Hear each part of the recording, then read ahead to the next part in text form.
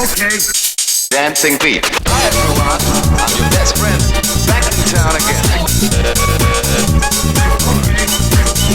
Oh! Hi everyone, I'm your best friend. Back in town again. Okay. Get you on your... What's up, everybody? It's your boy Justin, the Vegan Savage, and I have a huge announcement to make. It is that time to make the announcement, and the announcement is I am doing my very first Fantastic Fat Firing Frenzy. Now, I couldn't be common and just call it the Biggest Loser Challenge. Everybody does that. So I had to be different, and I am calling it the Fantastic Fat Firing Frenzy. What am I saying? What are we doing here?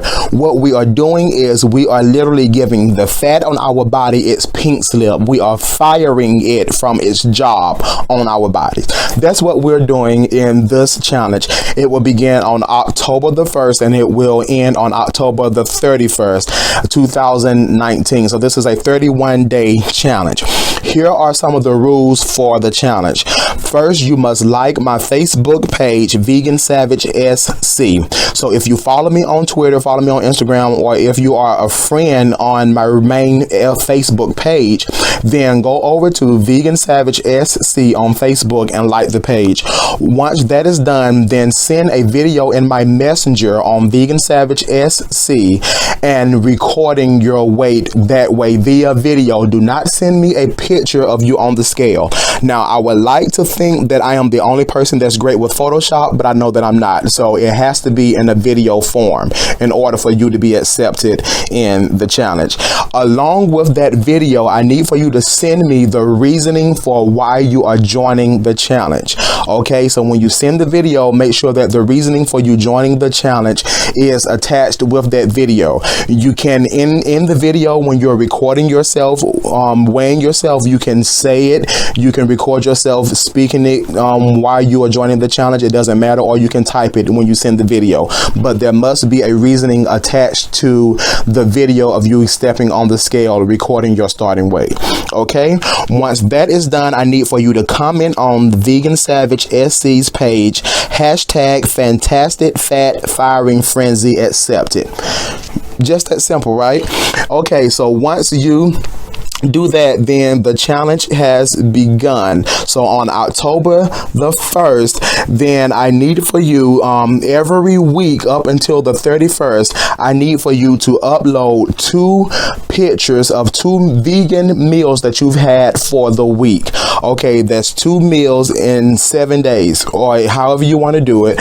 But every week, I need for every person that's part of the challenge to send 2 vegan meals that you've had that week on and upload it on the Facebook page, Vegan Savage SC's Facebook page. Just upload it and let me know what your meals are for the week. Now, to give you some insight on the vegan lifestyle, it is not just no meat.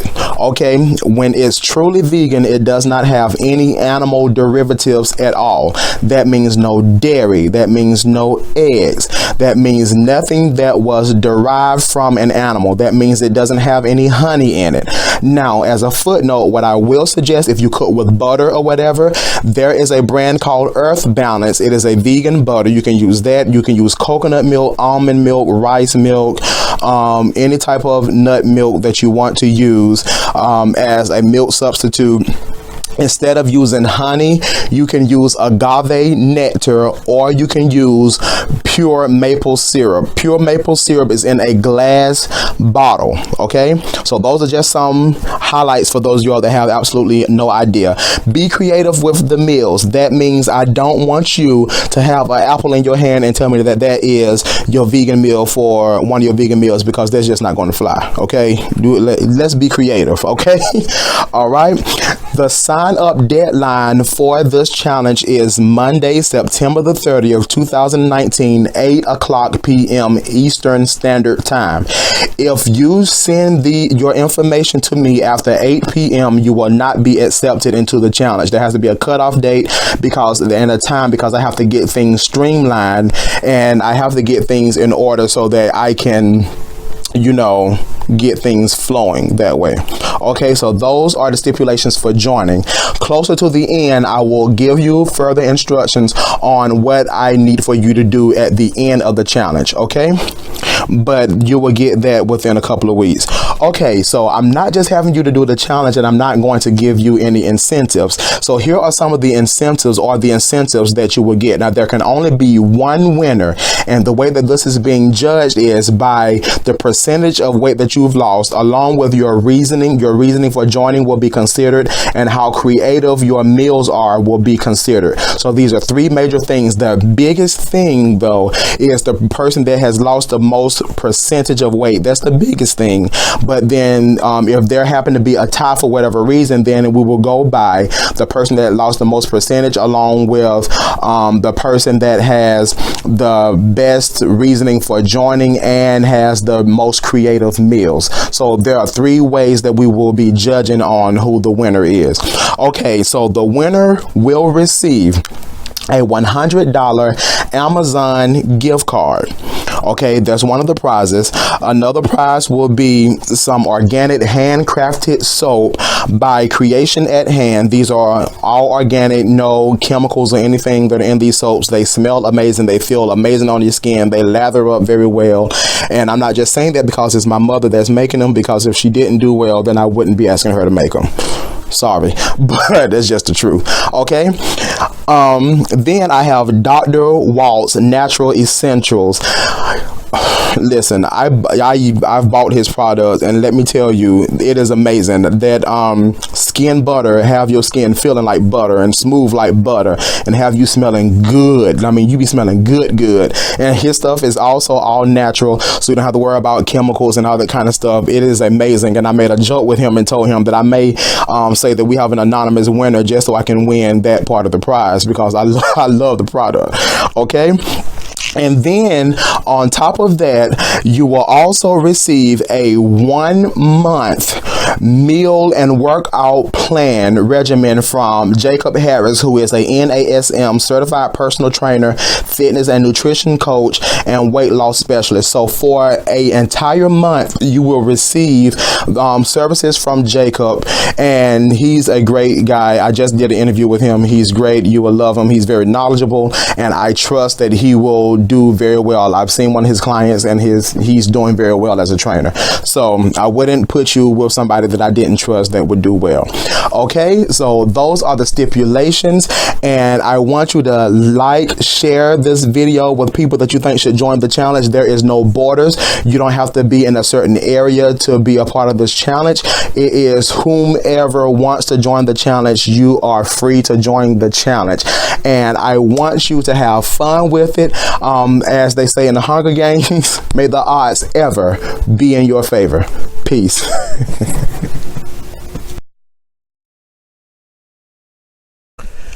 What's up, everybody? It's your boy Justin, the Vegan Savage, and I want you to enjoy this interview that I did with Jacob Harris. Jacob is amazing. I do have a quick disclaimer, and that's just for all of the people that are in the vegan community. Jacob is not vegan, but Jacob has an amazing story as to how he overcame the horrors of drug and alcohol addiction, and how he has really turned his life around and is now a certified personal trainer and is helping people, get their lives straight, get their health together and all of that good stuff. He has some amazing goals for the future and amazing plans that he have. So enjoy the interview, and I hope that those of you that may be suffering with some type of addiction, that this interview will be the thing that will help you get up and to transform your life the same way that Jacob has transformed his life. So enjoy.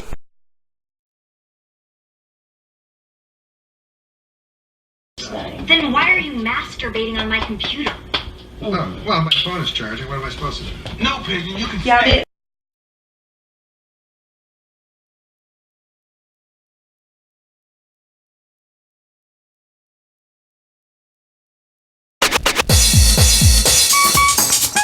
Okay.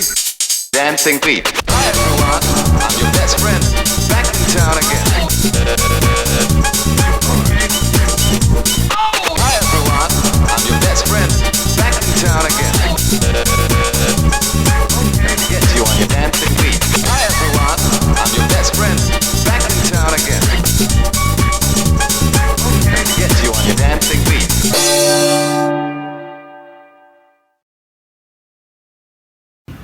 What's up, everybody? It's your boy Justin the Vegan Savage, and I have a special guest with me today. His name is Jacob, the Incredible Hulk Harris.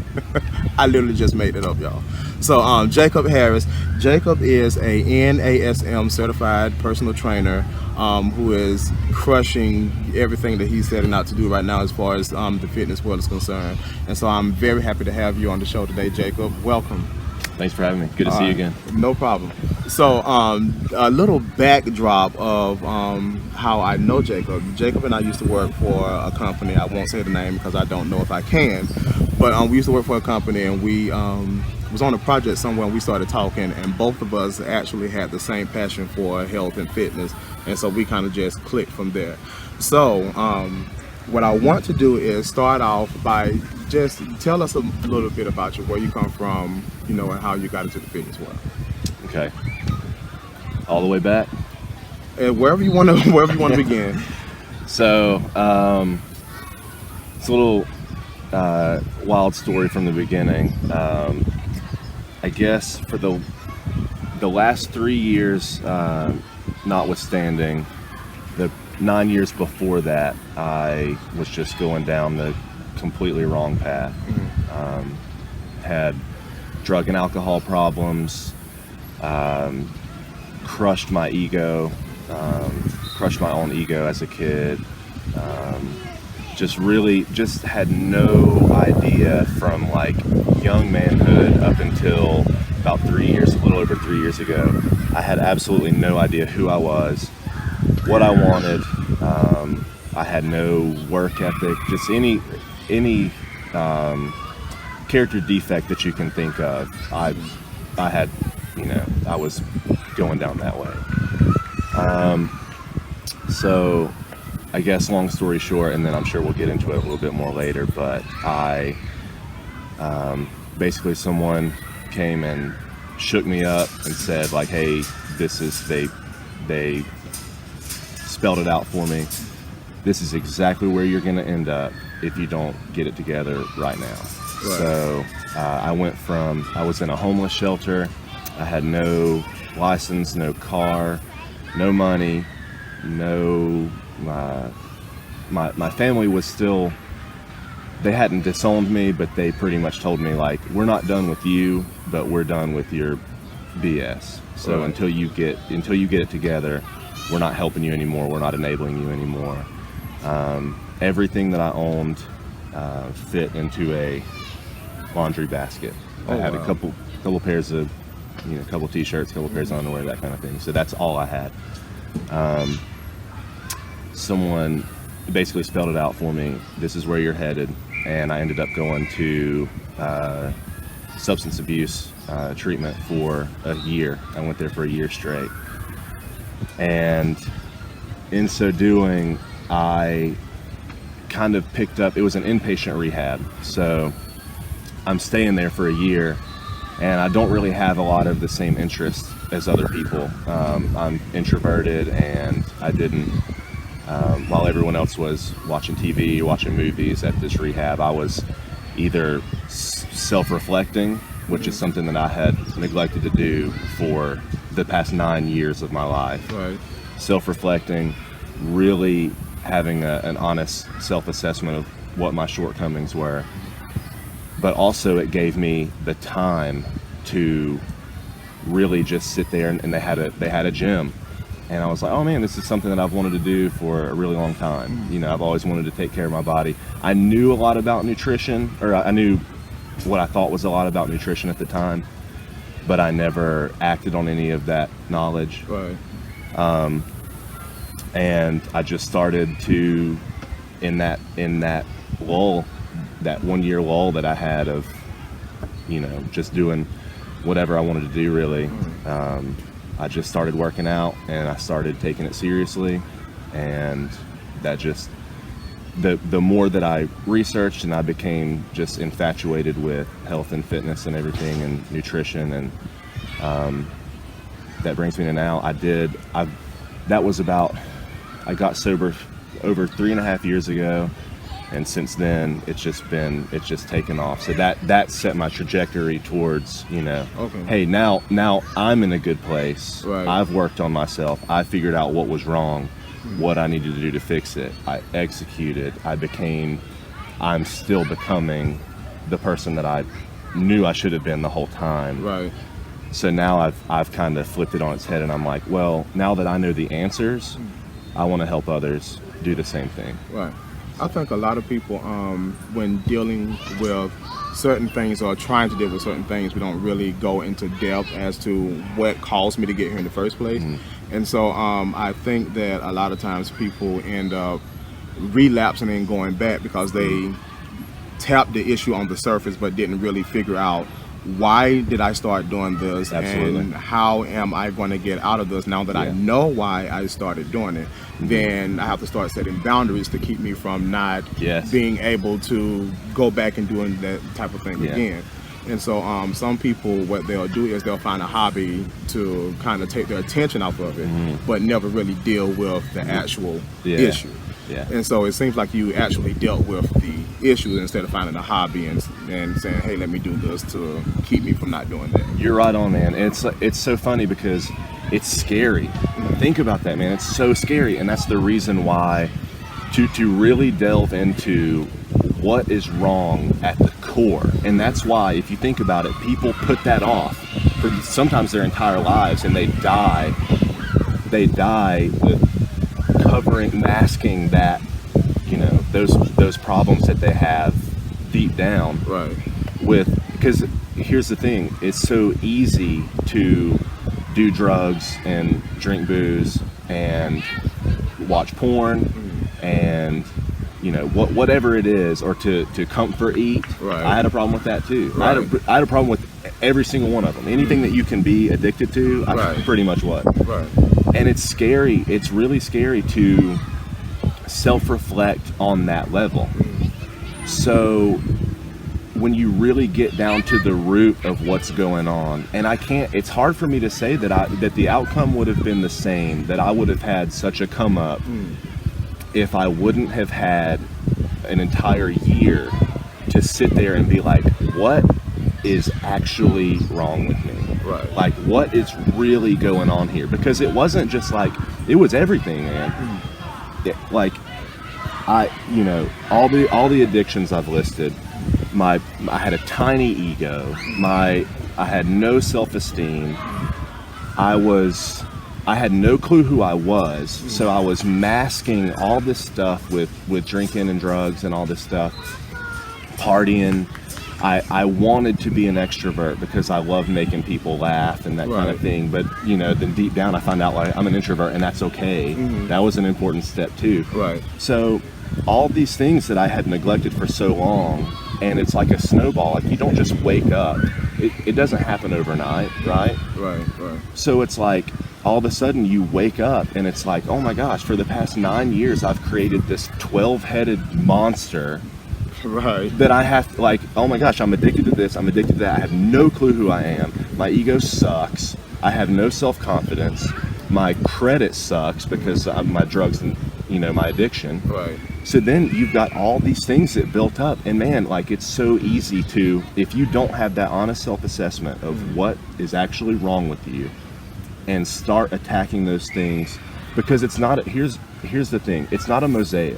Right? It's not. You can't just take one character defect out and exactly. It's intrinsically like woven together. You have to do them together. And if you don't, it's when I say like get your credit right, get your debt out of here. People, what does that have to do with my health and fitness or because it keeps you from backsliding. Right. If you wake up and now you've got abs, but you have an 11-headed beast now that you have to take, you're going to backslide. You're going to get, so it's just, you have to really look at who you are, where you're headed, where you're going to end up. And a lot of people just don't do that, man. Yeah. That reminds me actually of a conversation that we had at a site that we was at a couple of months ago. We was talking about being holistically well, because a lot of people, they'll fix, like you said, one side of themselves. Right. But then, like you said, you got bad credit. You can't interact with people. You have a terrible attitude. Your ego is terrible. I mean, yeah, you yeah, you have abs and you have a nice body, but everything else about you is screwed up. And so we have similar backgrounds, although I was never addicted to drugs. Clearly, I had a food addiction. I was over 400 pounds. Right. Addiction to sex, addiction to porn, addiction to a whole lot of stuff I shouldn't have addictions to. Yeah. But so when you talk about, you know, figuring out what's wrong with you, it's something that you really have to do a self-assessment. Right. And you can't be biased and say just, oh, it's me, so I'm okay. No, I'm not okay because I got a whole bunch of stuff going on that should be going on. Yeah. And a lot of times we are biased with ourselves and not really honest as we should be. And so it takes somebody from the outside looking in saying, hey, you are messed up and you need to fix this, Right. and this, and that, and that, because you got a lot of dysfunction going on. And that's what we talked about before the video started. It's just like, what is your approach? And I've decided what my approach is. Is like, hey, you need to get up off the couch, Right. and get something done. Do something. I don't care what it is. I'm not talking about if you are complaining, then you have something to work on. Right. Okay? I'm not saying, and a lot of people, like, they would look at me and think like, oh, I'm not trying to turn everybody into a bodybuilder. That's cool. If you're cool with the way that you look aesthetically, awesome. That's cool. You don't have to work on that. Right. But if you're complaining about anything, then you can work on it. Yeah. So it's like, here's my view on that. Hard work. Like, if you have something about yourself that you don't like, okay, but you're not working every day as hard as you can to fix that problem, you lose your license to complain about it. Exactly. Period. I don't want to hear anyone talk about, well, I just get winded when I walk up the stairs. Well, stop smoking cigarettes. Right. You know, it's, if you're not working on it, I don't think that you should be able to complain about it. Yeah, that's just like when people a lot of times tell me, I want to get healthy, but I want to work out, but when I start working out, I get so tired. That means you keep doing it until you're able to do more of it. But don't just sit at home and do nothing and expect something to happen out of nothing. Exactly. And everyone wants, well, it goes back to, it sucks, man, because it's like, part of it is their fault and my past self and your past self included. Right. So part of it is, a big part of it is definitely our fault, right? As a society, we submit and we're hedonistic and we want everything that we want it right now, and it has to be quick, it has to be delicious, it has to feel good, and I have to have it right now. Right. But so it is our fault because we submit to those kinds of things. But at the same time, man, it's hard to get up when our beds are so comfortable. It's hard to meal prep and eat grilled chicken and broccoli and sweet potatoes when double cheeseburgers are freaking awesome. You know what I'm saying? Like, so we're not only are we being more submissive as a culture now, but they're making it, they as in corporation, right? Exactly. So they're making it so easy for us to be that way, and that's what they want. Of course, they want us to eat double cheeseburgers. So I mean, if you go back and people wonder, like, you go back and look at, you know, an aerial shot of, or a shot of Venice Beach in 50 years ago. Right. There's no one's overweight. Right. Because, you know, it was just, nothing was streamlined back then. And I'm all for making things easier, but not at the expense of, like, my health and my wellness and that kind of thing. Right. So. So, what brought you to the place that you said, okay, I'm a wreck and I need to make a change? What brought you to that point in your life? What brought me to that realization, or that realization? So, like we talked about a minute ago, it's like I avoided that. I avoided that self-reflection and self-assessment for years and years and years. Everything that I did essentially was based off of autopilot. It was based off of my interactions with others. It was, I never really thought about anything. It was just like, you know, this is what I normally would say, or how I would normally react. So that's how I'm going to do it again. Right. So it was just like, it was this snowball of like, you know, I drink and I smoke and I eat crummy food and I don't exercise because those things are comfortable and that feels good, right? I love doing those things. So this snowball's getting bigger and bigger, but I never had the courage or even the want to have that self-assessment and be like, wow, man, like you really messed up. Like, what are you doing? Because I would just mask it. I would just drink more, you know? Right.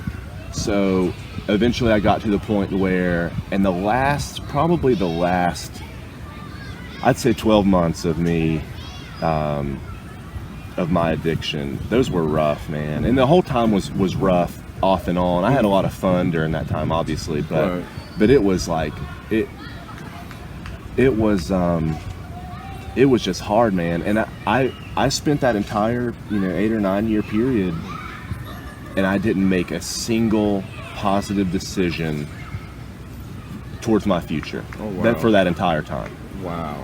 So eventually I woke up and I was like, wow, I'm in a homeless shelter, and all of my belongings are in this laundry hamper, this laundry basket.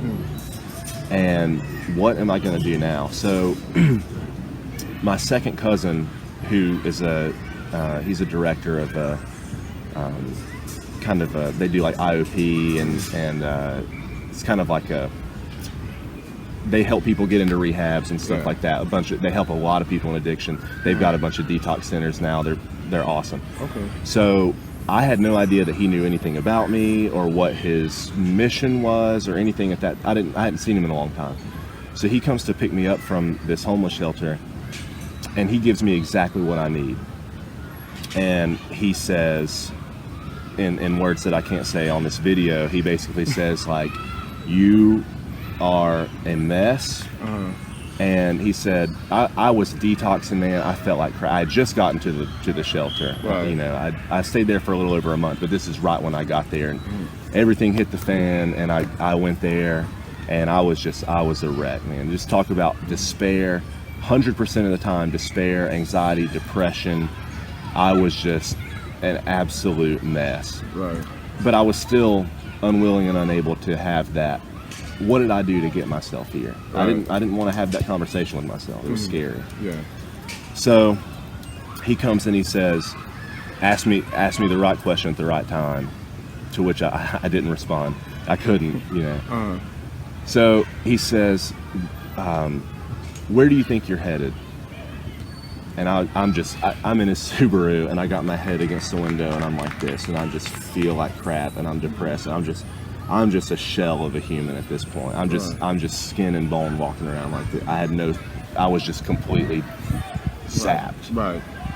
And he said, well, since you're not going to answer me, I'll answer it for you. He said, I'll tell you where you're headed. He's like, let's start with best case scenario. Okay. Best case scenario, you're going to get a job, get a minimum wage job within walking distance of this homeless shelter. You're going to walk to and from for X amount of months while paying the homeless shelter to stay there. You're going to slowly try your best to build up and get the money for your license and a car and the ignition interlock, because I got a DUI, the little blower, the blow and go thing. Right. I love that thing. That's no longer a part of my life. No longer a part of my life. So, and then he said, and by the time before those things come to fruition, you are going to give in to temptation, because this is your hometown, and your friends are going to be like, there's Jacob walking down the road, and they're going to pick you up, and you're going to get stoned. And I was like, oh my God, he's right. So, and since his line of work is dealing with losers like me, like my past self, right?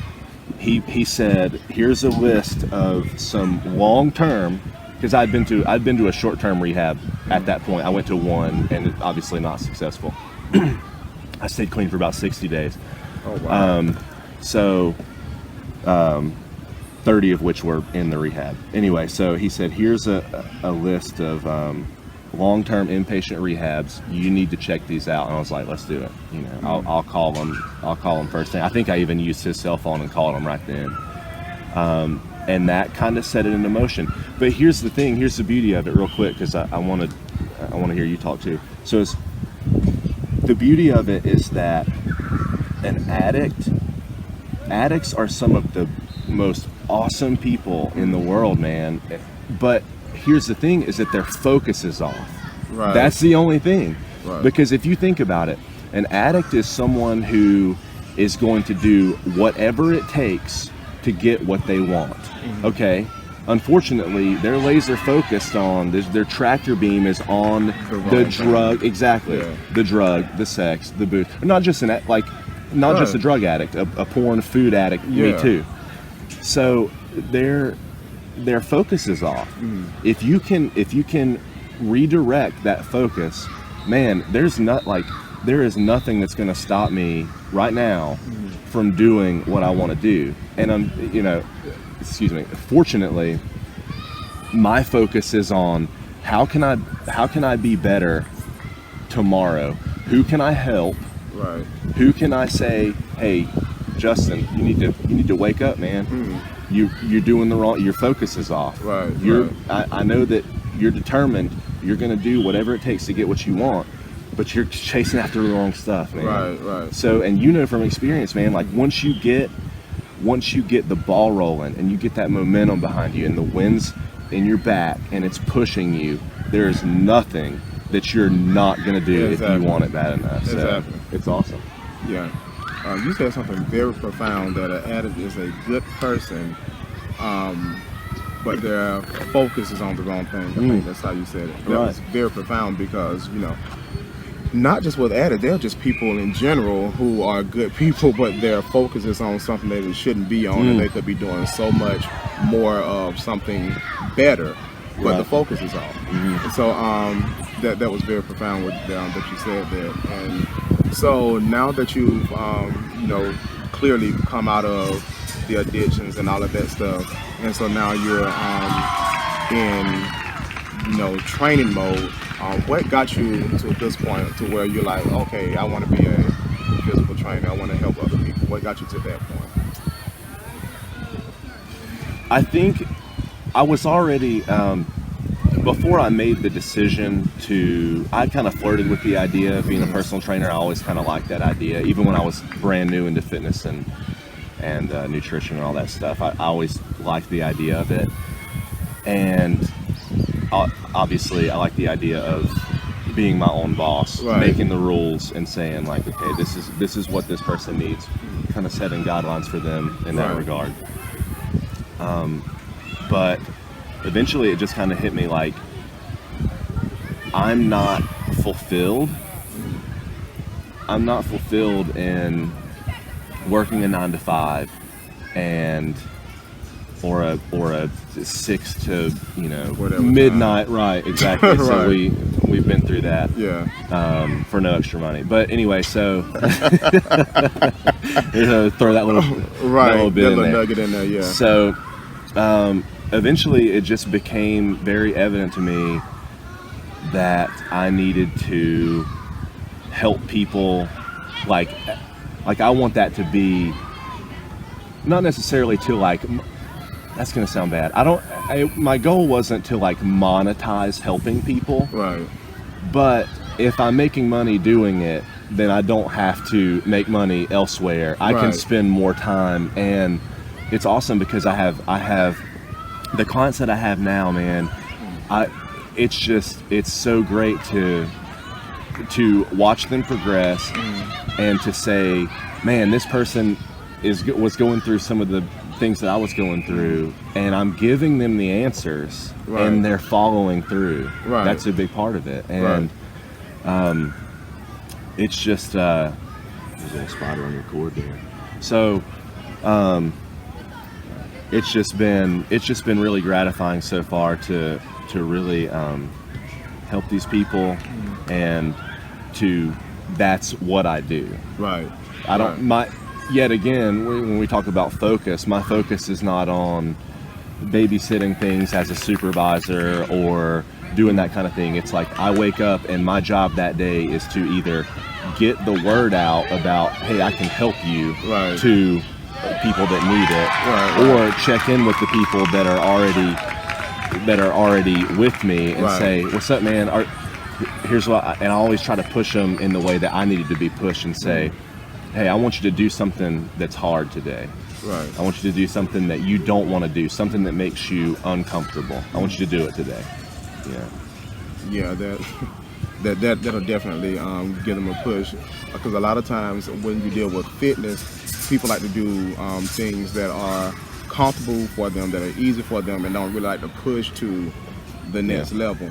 And so have you experienced that with some of your clients, that sometimes they sometimes get complacent and like, I don't want to, legs are my weak points, I don't want to do legs, or chest is my weak point, I don't want to do. Have you ever encountered that with your? More often than not. I think the majority of the time people like to flirt with the idea of self-improvement, but that's not the approach that anyone needs to take. Right. I think it needs to be an all or nothing approach. I think it needs to be, you need to try your best at everything you're doing. You need to want to do it. And it's crazy, man, how many people will sign up for a personal trainer. I'm sure you've experienced this too. And pay you, and then never eat the food you never suggest that they eat, never do a single workout. And it's just like, I get it, man. I totally get it. I'm not faulting them. I think that's a very understandable thing. It's funny. It's actually just hit me. I did the same exact thing. I did it one time. I went to a gym, and it was kind of like the big powerlifting gym in my hometown. And I went there, and I remember I was probably it's 20 or 21 or whatever. So I'm not at the height of my addiction, but I'm drinking all the time. I'm a piece of crap, man. I'm not going to work. I'm not doing the stuff that's hard. I'm doing the stuff that's comfortable. Right. So I was like, I flirted with the idea of I'm gonna improve myself. I never went. I went there, and I went to the window, and I paid. And the guy was like, yeah, you come in anytime. Here's your key fob. You get one free personal trainer. I said, oh, sweet, man, that's awesome. And I never went back. I went back years later after, I got sober and everything. It's one of my favorite gyms. They're awesome. But,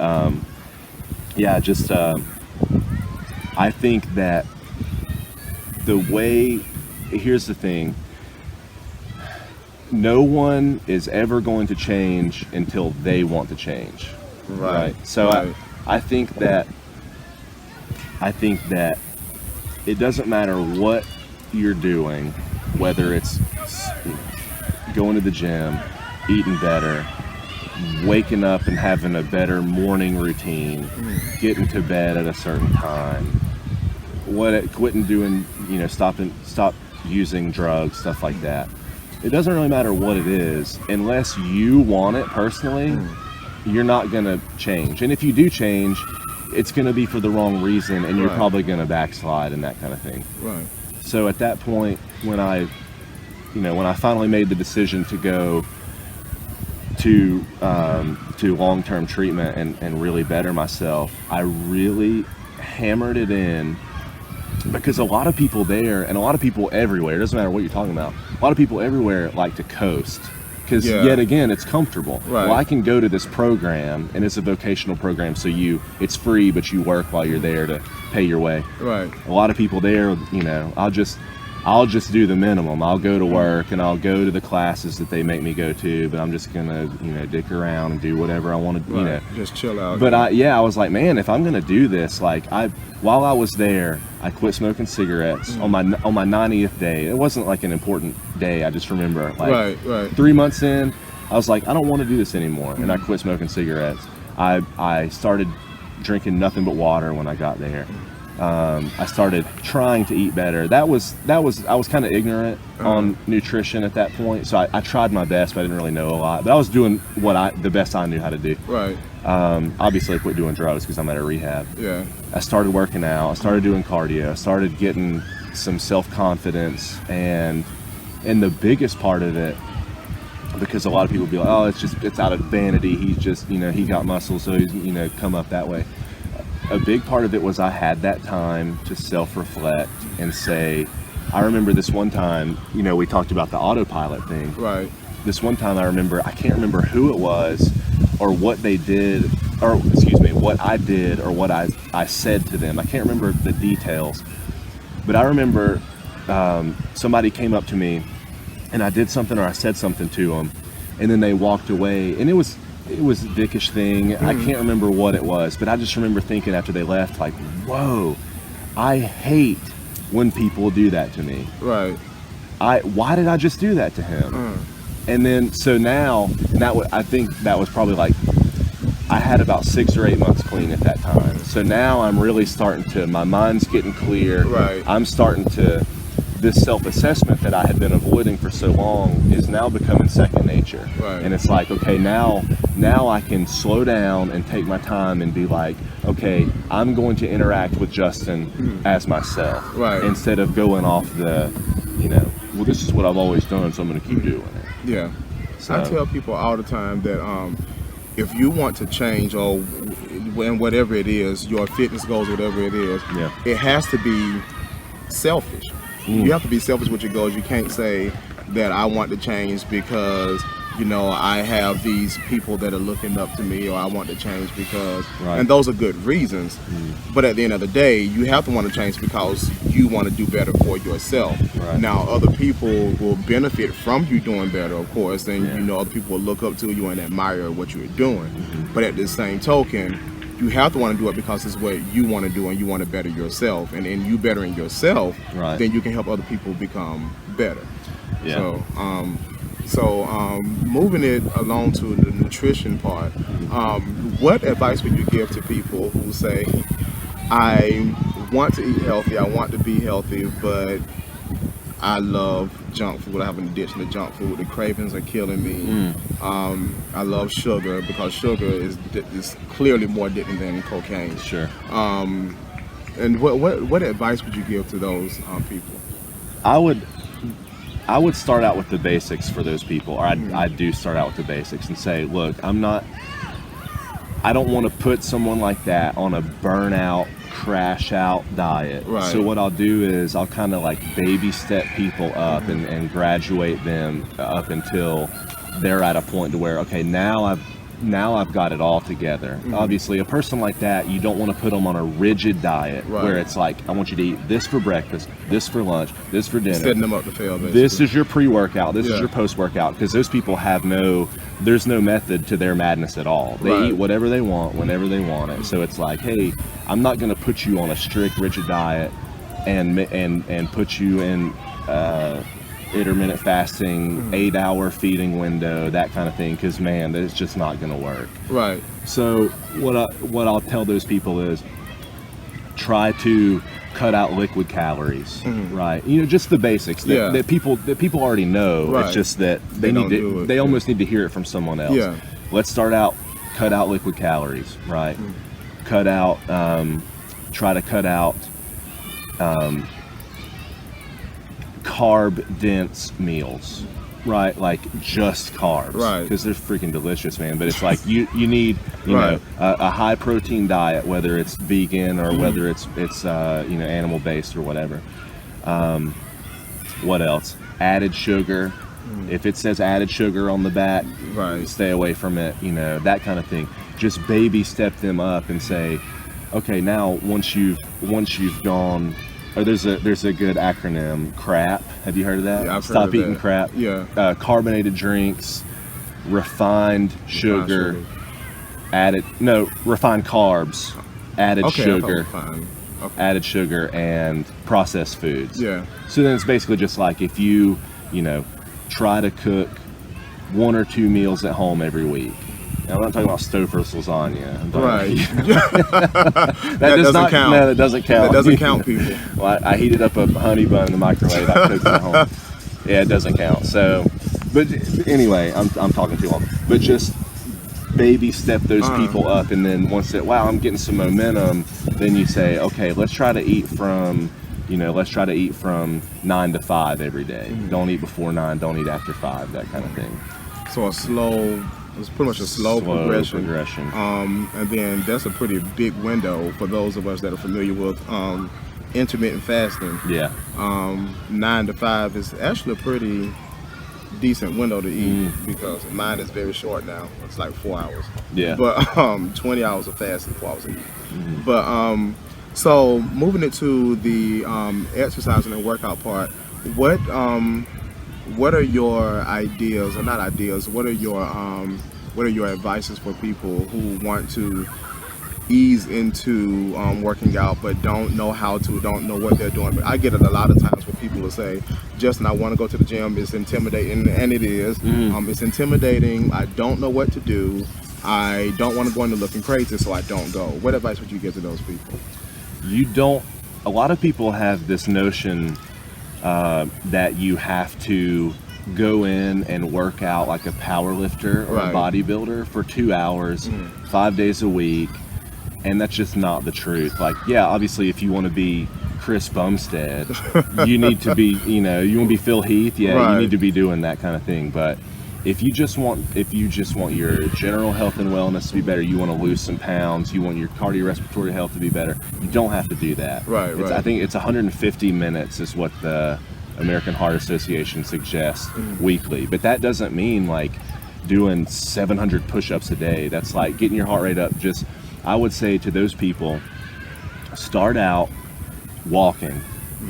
You can go on Amazon and buy a resistance band set. It comes in a bag, and it's all these resistance bands and different handles and door anchors and all that kind of thing for $20. $20 you can do that. You can get a kettlebell for probably $6 or $8, a little 6 or 8 pound kettlebell, whatever.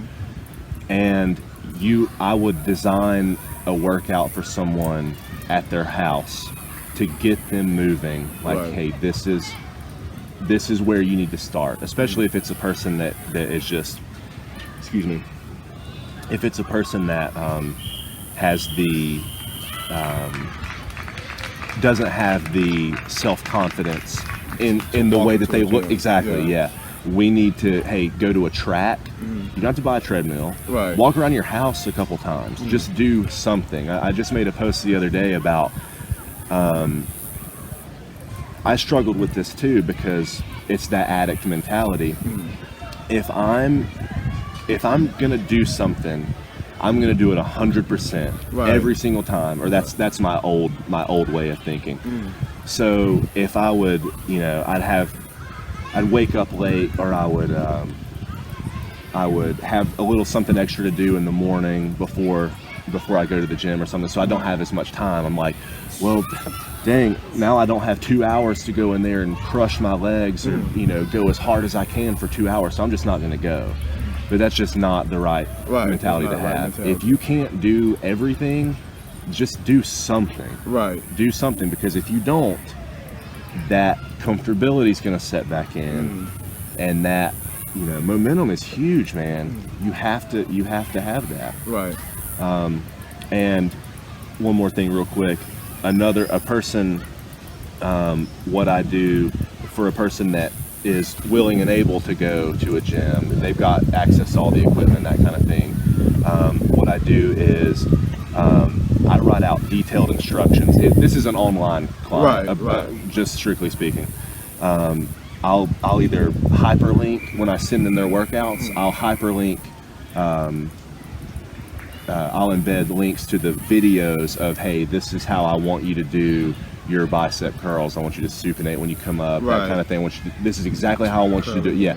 So if that's not enough, then obviously do in-person sessions and just go cover the basics until they're ready, and then we'll start bodybuilding. Then start bodybuilding. So what keeps you then motivated? Because I know a lot of people that start off and then of course get complacent, or they reach their goal that they have set out, and so they get complacent, and then they end up reverting back to where they came from. Yeah. So what then keeps the person, or what do you feel keeps you motivated to stay the course, even though you look great aesthetically and all of that stuff? What keeps you motivated to stay the course? Eliminate interactions with people who are negative. Boundaries Is one of the biggest things that you can do. Yeah. If you've got negative people in your life, get those people out of your life. And if you can, if they're family and you can't just say, hey, we're going to part ways, you need to limit those interactions with that person. And you need to go into that situation thinking, I am not this person. I am, and here's my thing with motivation versus drive. I think motivation is something that comes from the outside in. I can motivate you. Right. I can't drive you. Right. Your drive is in you, Yeah. right? So I think the motivation comes from, one, over here is eliminating those interactions with those negative people. The people that are always bitching about everything and complaining and saying, oh, well, I just have all these struggles and I can't make it to the gym. Those people, Heard that one. get those people, and you help them, Yeah. but just say, that's not me. I don't have to be that way, right? And then over here, you need to fill up all of that time with positive, I don't care what, positive media or actual face-to-face interactions with people like you, because people will drive you. The opposite of these people over here are people like you. You know, people like, I love Gary Vaynerchuk, I love Joe Rogan, I love Rich Roll, David Goggins, those people that are overbearingly ambitious. Yeah, very hardcore. Right? You know, that are so overbearingly ambitious that you're like, whoa, this guy's outworking me. I need to, you know what I mean? So there's your balance of your motivation, right? The stuff from the outside coming in. And then you've got your drive. And that's a tough one, man. That's hard.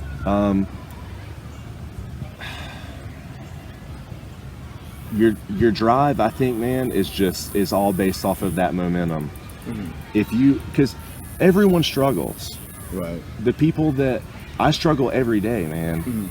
And I think that when it comes to drive, I think that getting away from that mindset that you have to do 100% every day. Now, obviously, if you can do 100%, please do. That'd be great. Good job.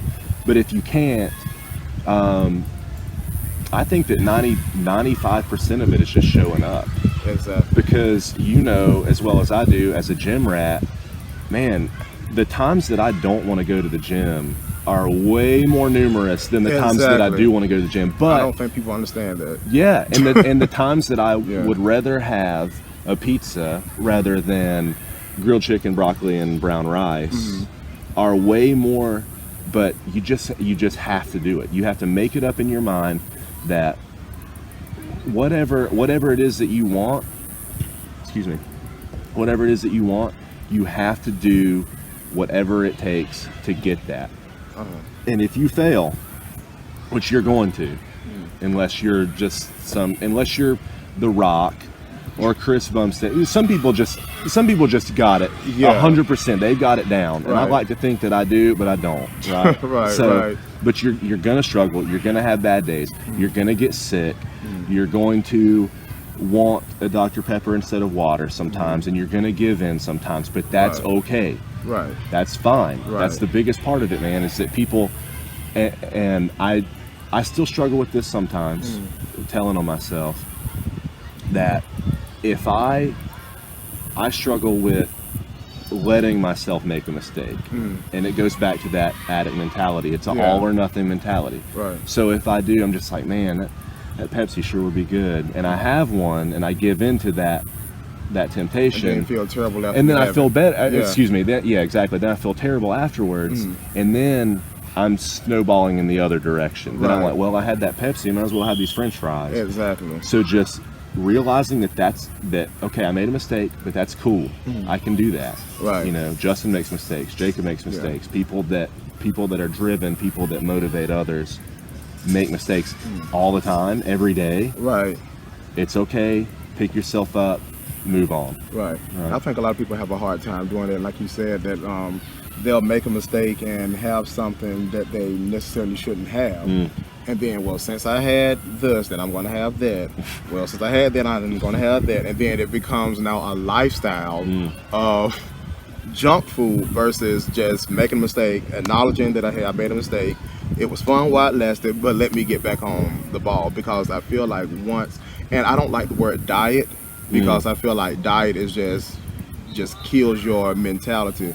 I always say lifestyle change, and when people ask me, you know, I need you to write me up a meal plan for my diet, I'm like, I don't do diets, I do lifestyle changes. So if you're not you're not in this for the long haul, then you'll always revert back, because what people don't understand, a diet only works as long as you're on it. Right. Once you come off of it, then what do you do? So I tell people to make sure whatever you're doing is going to be able to sustain you for a lifetime.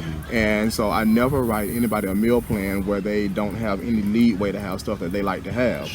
Because I'm not giving you a diet of restriction. I'm telling you to lower the amount of junk that you're eating. Exactly. And make more choices of eating more healthier stuff, so that when you do have some of the bad stuff, it's like, okay, I reward myself, I had this, and now let me get back on track, versus reverting back because you are craving it, because you haven't had it, because you've been on a diet for 4 months, and you haven't had that whatever it is that you like to have, and when you finally get it, you go crazy over it, and so you just have no control. Because I was like that. Well, I lived on M&Ms and Oreos and all that kind of stuff anyway. But then when I initially tried to start diet before I became vegan, what I would do is I would limit myself and would not restrict myself for like 2-3 months at a time, and not have any of that stuff. And then when I would say, hey, I want some ice cream, I used to love the Snickers ice cream from a whole pint or a whole, I would go to Sonic and get that Snicker ice cream, and then I would go to Buy Low and buy 2, because they always had to buy one get one free ice cream. I would eat both of those. Both of those in one day. Yeah, buy one get one. You have to eat both. It was the rule. Crazy, and so I was like, gosh, I'm gonna gain 80 pounds in a matter of a couple of weeks if I don't stop this. Well, yeah, exactly. And there's a good. My wife actually put this into words for me. I'd already had the kind of mentality, but she put it into really good words, and this is what I like to tell people, is that we're not going to, I don't want you to eat perfect every day, because check this out, you eat perfect for 6 days, and then you burn out, and then on day 7 you eat 7 pizzas and 2 tubs of ice cream, and just set yourself back. Then you undid all the healthy stuff that you did the week before. Let's eat good, maybe great, every day. So what I do is, if a lot of times when I do, and every rigid diet that I make is customized to that person. When I send the assessment out, it's like, what foods can you not live without? What foods do you, what foods will you not eat? Any diet restrictions, that kind of thing. So if they say, I really love cheese, I'm like, well, cheese is not that great, but here, I'll give you one meal every day that has, you know, a palm full of cheese or whatever. So a lot of times what I do is, as long as the person's okay with it, for their pre-workout meal, I'll kind of like carb them up a little bit before their pre-workout. I like to put, instead of it being rigid, I'll put 1 muffin, okay? And everyone was asking me, what size, what kind? So I had to clarify in the meal plan. After the first couple times I did it, I learned that they want more. You have to be very specific. So I told them, I was like, medium, because you can get the mini muffins, or you can get them this big from Sam's Club, right? So I was like, 1 medium muffin, around 300 to 350 calories, whatever. Something you will enjoy, and this is verbatim off of my meal plan. Something you'll enjoy. Chocolate chip, blueberry, cinnamon, I don't care what it is, and like I think a 25-gram protein shake or whatever, just get you some BCAAs and some carbs and calories, and that way you go in the gym and you crush it. And that's for a couple reasons. One is I don't want their time before the gym or after the gym to be laborious. I don't want it to be like, oh man, I have to eat this plain white rice and chicken before I go to the gym, right? So I want it to be enjoyable, one, and two, I want it to be grab and go, right? I don't want them to have to be like, I want to streamline it. So I don't want to say, I have to go home and heat up this plate before I go to the gym, and I have to eat it on the way with a fork. Question. I might add this as like a blooper or something. We're getting there, man. We're getting there. Right. So the next question I wanted to ask you is for the people who feel that it's too hard for me to work out, or it's too hard for me to follow this guide that I have that you've given me, because a lot of people, they want help, they want to work out, they want to lose weight, they want to be better, but then somewhere along the lines of between them paying for the meal plan and all that kind of stuff, they don't do it. And like you said earlier, that you went to the gym, got the stuff and everything, and never went for a while. So what do you say to those people that want to start but don't actually take the initial step to, once they get information that they need, to actually start doing the work? What do you say to those people? I think that's for a couple different reasons. I think that the reason that I paid for that membership and then ended up not going, I predominantly was because yet again I was like flirting with that idea of self-improvement, right? So it was just like, oh yeah, that would be cool. Like, if it was easy, everyone would do it. Everyone would have a master's degree and a six-pack and a nice car, but it's hard to do, and that's why people flirt with that idea of, I'm gonna get in shape, I'm gonna get healthy, but then when it comes down to doing the work, like, there's no pill. There is no magic pill to health and nutrition, and there's no magic pill to, you can't take a pill and have an MBA. Right? It just doesn't work that way. You have to work. And also, I think that a lot of people are apprehensive to start because that's the hardest part. Yeah. It is. Because you don't have the momentum. You haven't learned the nuances. You haven't been able to streamline everything. So everything's new, everything's kind of like hectic, and a lot of people think, going back to what I said before, I have to go lift weights for 2 hours. No, you don't. No. You don't have to. Just start. Just do something, because you didn't get fat overnight. You didn't, unless like you didn't atrophy overnight. You didn't lose all your muscle overnight. You didn't gain all these muscle imbalances and aches and pains and all this stuff. It didn't happen overnight. That comes from years of it happened over time of inactivity and eating like crap and doing whatever was comfortable. Yet again, you go back to that. You did what was comfortable instead of doing what was hard. So now it's time. We got to do what's hard. And I think a lot of the people, and that's why I want to be going back to the approach of it. What approach do you want to take as a personal trainer, or a fitness nutrition specialist, or a weight loss coach, or a life coach, or that kind of thing? My approach is, hey, it's going to be tough, man. It sucks. Get up. Get up and do it. Right? At the same time, you have to, it has to be punishment, reward, not punishment. I'm not punishing my guy. Okay, let's cut that out. That's the truth. Yeah, no, let's cut that out. You're punishing your client. Guys, I don't punish my clients. It's not punishment. It's spelling it out right in the way that my second cousin spelled it out for me. Yeah. You got to get up, man. You got to get up and do it. It's hard. It sucks.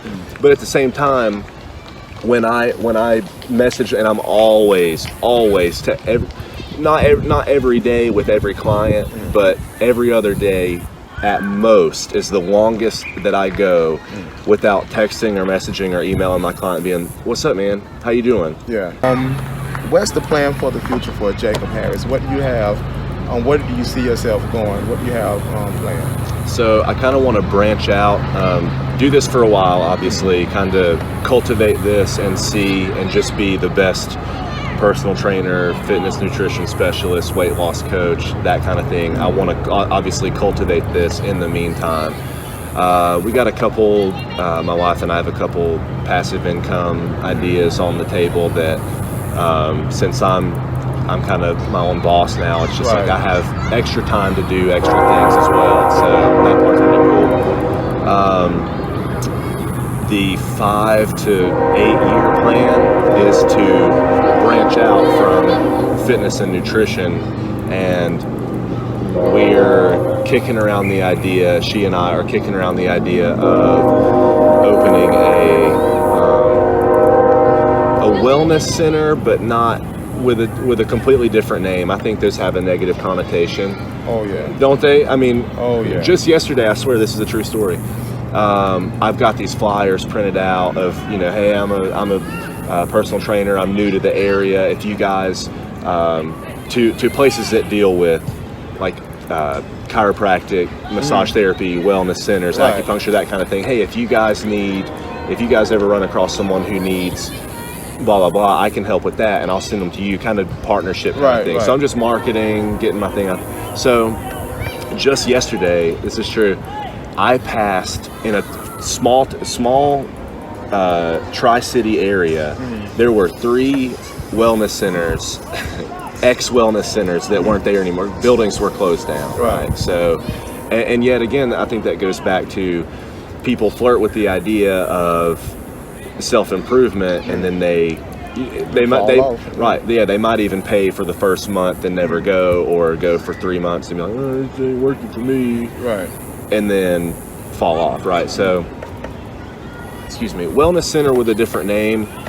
We want it to be where we give back to the community in more than just vanity, right? Because I don't want to neglect the vanity part, because that's important, right? It's approach. And so where can the people find you if they want to get in contact with you, like your social media, if they want to have you as a trainer? How can they contact you? So I don't want to get too pluggy, but oh no, go ahead. So I want to pull this up just to make sure. I don't want to give you any. So Instagram is Jacob Harris. And I'll put it on the screen. So. Oh, good. Yeah. Instagram, Jacob Harris _trainer. Okay. And then I want to look real quick here. I'm sorry. Facebook.com/Jacob Harris Trainer. Okay. No underscores, nothing. Just Jacob Harris Trainer. Oh, cut and dry, straight to the point. So that's my, and obviously Jacob Harris as my personal Facebook page. Yeah. Okay. So. All right. Yeah. Okay, good. Thanks, Justin. Oh, no problem. Yeah, I'll make sure that's on the screen so that people can, Nice. People now always hear correctly. Yeah. So I'm gonna make sure that it's on the screen. So you have any thing else you want to say to the people? Any idea? I mean, not ideas, but any advice you want to give further or whatever? Yeah, absolutely. Don't. And the big takeaway is don't start tomorrow. Start right now. You need to write stuff down. Okay. You need to make goals. Right. And write down steps right now. As soon as you're hearing these words come out of my mouth, let me look at them. As soon as you hear these words come out of my mouth, you need to be writing this stuff down. You need to say, okay, this is what I want. These are the individual detailed steps that I'm gonna do every day, and you need to work towards that stuff every single day. Right. And you need to sit down and have an honest self-assessment of what your shortcomings are, and figure out, how can I stop doing that? How can I start doing better here, and here? Yeah. Start right now. Don't start tomorrow. Good. Thank you so much for being here today, Jacob. Appreciate your time. You have an amazing story. Thank you, man. And thank you all for watching And as always, I always remember, I'll tell you all the time, awaken you in the savage. I'll see you later. Peace.